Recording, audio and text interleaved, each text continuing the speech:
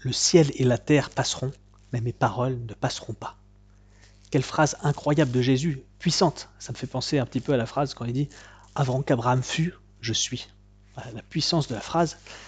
Et cette phrase, du coup, la terre et le ciel et la terre passeront, mais mes paroles ne passeront pas, mais un petit peu en opposition le caractère éphémère de la création et de notre vie sur terre avec la permanence et l'éternité de la parole de Dieu, de la parole de Jésus.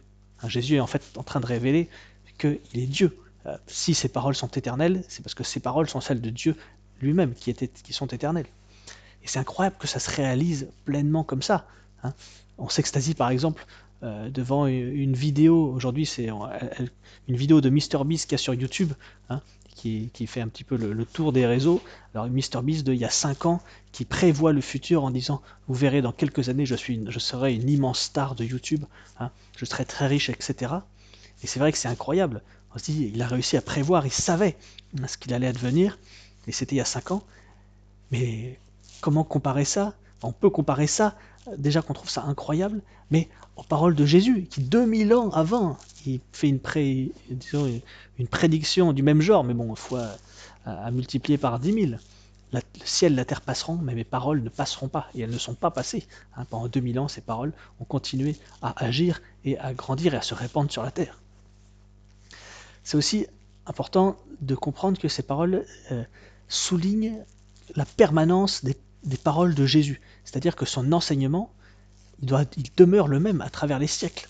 C'est à bien comprendre, surtout aujourd'hui où il y a beaucoup de gens qui disent oui, la culture, le monde, les mœurs ont évolué, il faut donc que l'enseignement de l'Église évolue. Eh bien non, hein, les paroles de Jésus, ses enseignements ne passeront pas.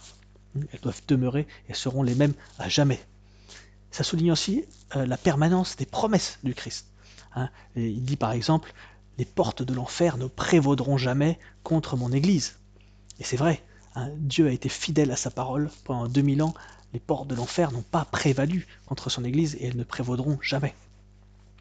On pense aussi aux promesses de Jésus quand il dit « Tout ce que vous demanderez à mon Père en mon nom, il vous l'accordera ».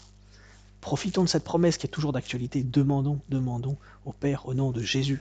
Hein, demandons notre salut, demandons le salut de nos proches, hein, demandons de pouvoir servir Dieu.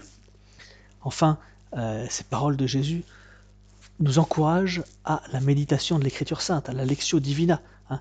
Les paroles sont actuelles pour nous. Ces enseignements ne valent pas que pour il y a 2000 ans. Non, elles valent pour nous dans notre vie de tous les jours. Méditons ces paroles pour pouvoir finalement les mettre en pratique. Voilà ce qui compte.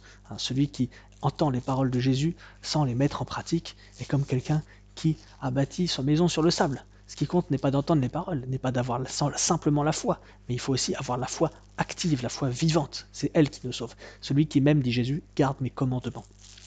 Méditons les paroles de Jésus pour pouvoir garder ses commandements et être heureux non seulement sur la terre, mais au ciel. Si cette vidéo vous a plu, dites-le moi dans les commentaires et surtout, abonnez-vous.